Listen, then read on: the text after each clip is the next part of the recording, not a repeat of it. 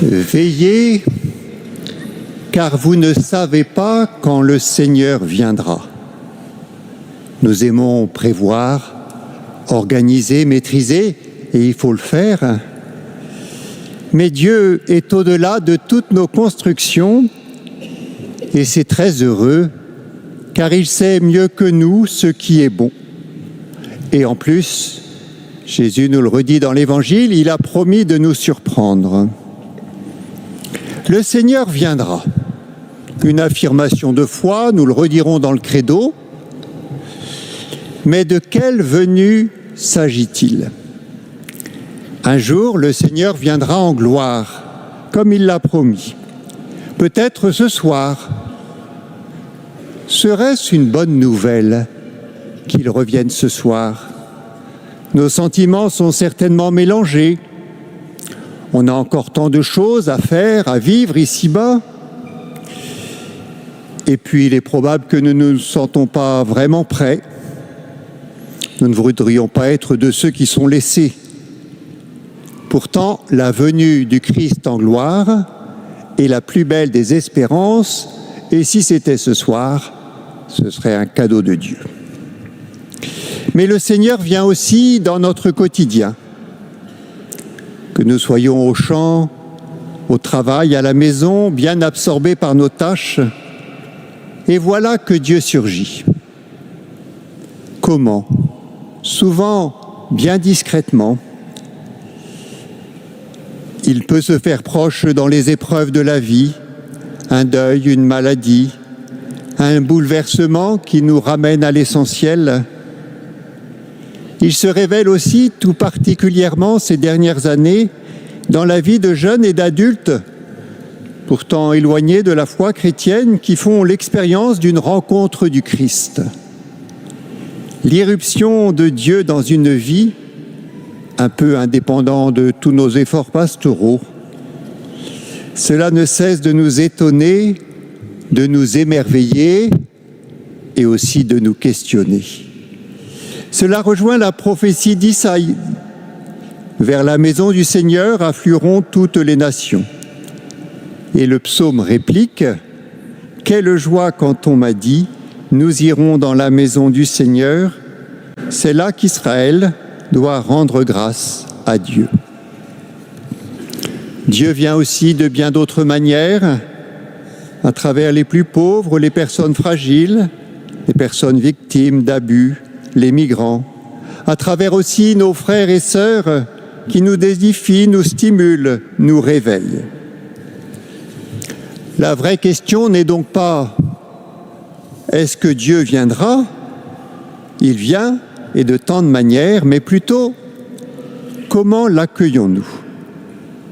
Est-ce que j'accepte de me laisser déranger par sa présence, par ses appels ? Monseigneur le nonce, quand vous m'avez transmis l'appel du Saint-Père à quitter Saint-Étienne pour Bourges, cela m'a franchement dérangé, vous vous en êtes peut-être un peu aperçu. J'étais bien à Saint-Étienne. Et puis, au bout de quelques jours, après avoir un peu prié, j'ai compris que c'était à accueillir comme un appel du Seigneur, et je vais être bien à Bourges, puisque le Seigneur m'y appelle. Nos vies sont faites d'événements qui nous surprennent, pour nous ou pour nos proches. Les années qui passent, avec les changements que cela impose, puis il y a sans cesse de nouveaux défis à accueillir, à relever, sans parler des événements qui touchent nos proches, qui touchent notre société, qui touchent notre monde. Par-delà les interrogations, les peurs, les incertitudes, tous ces changements ne sont pas tant des catastrophes à déplorer que des événements à accueillir. Ils sont là, à accueillir avec le Seigneur. Ils nous appellent à un dépassement. Alors ils peuvent donner sur une nouvelle dimension de notre vie.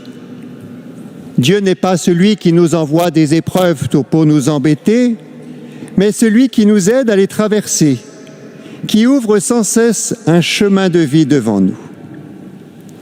Frères et sœurs, avons-nous ce désir d'accueillir le Seigneur dans nos vies, pas seulement à la fin des temps, ou au moment de notre mort, mais aujourd'hui? Comment pourrions-nous avoir le cœur plus ouvert et disponible pour accueillir sa présence au cœur de chacune de nos vies, dans la vie de notre Église, avec les bouleversements qu'elle vit? Certains sont difficiles, d'autres sont heureux. N'est-ce pas là l'espérance chrétienne que nous avons approfondie en cette année sainte de l'espérance qui ne déçoit pas, car l'amour de Dieu a été répandu dans nos cœurs, vous le savez. L'espérance, c'est cette certitude qu'en Dieu, la vie et l'amour auront le dernier mot. Rien ne pourra nous séparer de l'amour de Dieu, nous rappelle saint Paul. L'évêque, en grec épiscopos, c'est celui qui veille, étymologiquement, celui qui a la charge. Je ne suis pas là pour vous dire ce qu'il faut faire. Je ne suis pas le bon Dieu. Je suis là pour veiller avec vous, pour discerner ensemble les appels de Dieu, les appels personnels, les appels communautaires, le cri des pauvres, les attentes du monde. Ensemble, il nous faut être à l'écoute. Je crois qu'il y a des grandes oreilles dans notre département. Eh bien, il faut que nous ayons de grandes oreilles dans notre cœur.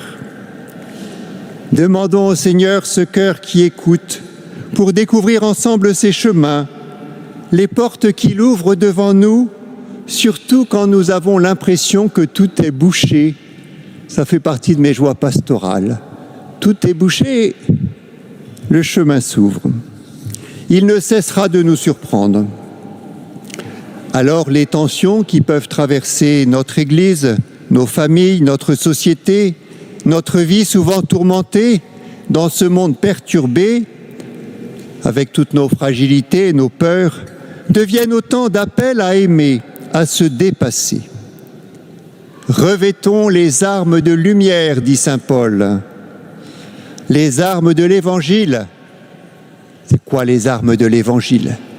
On est un pays de l'armement, et nous on va se spécialiser dans les armes de l'Évangile, c'est la foi, l'espérance et la charité. En acceptant d'être démunis pour être capable d'accueillir et de donner. Si on n'est pas pauvre, et il y a bien des manières d'être pauvre, on ne sait pas accueillir et on risque de ne pas savoir donner. Dieu vient maintenant aussi d'une manière toute particulière dans l'Eucharistie que nous allons célébrer. Cette petite hostie, ce morceau de pain qui devient le corps et le sang du Christ,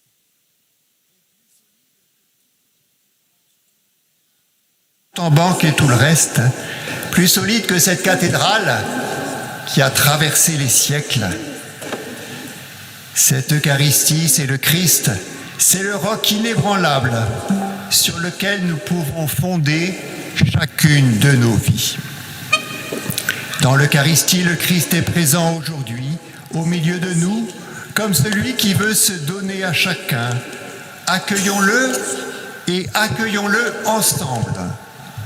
C'est dans cette communion au Christ que se fait la communion entre les chrétiens et la communion dans notre Église, dans notre diocèse. Elle jaillit du Christ. Plus chacun avance vers le Christ, plus nous sommes en communion les uns avec les autres. Nous sommes différents par nos histoires, nos âges, nos sensibilités, nos talents, nos fragilités aussi. Et c'est Dieu lui-même qui a voulu cette diversité. Il suffit de regarder la nature, une infinie diversité, l'humanité aussi, elle est diverse. Et c'est le projet de Dieu. Elle est richesse lorsque nous la vivons dans la communion. Chacun, et quand je vois tous vos visages et à travers vous, tous ceux qui habitent ce Berry, chacun a quelque chose d'unique à donner et d'unique aussi à partager et à recevoir.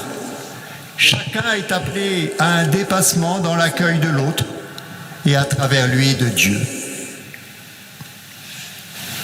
La vie n'est-elle pas cet échange permanent qui fait le cœur même de la vie de Dieu?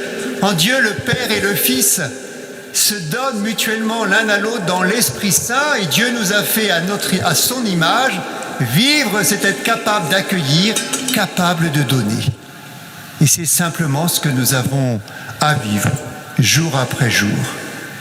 Oui, le Christ nous rassemble pour que par lui, avec lui et en lui, nous puissions accueillir tout ce que nous avons à recevoir de Dieu et des autres et nous donner dans le quotidien de nos vies. N'est-ce pas cela, accueillir le Seigneur qui vient et être veilleur au cœur de ce monde? Amen.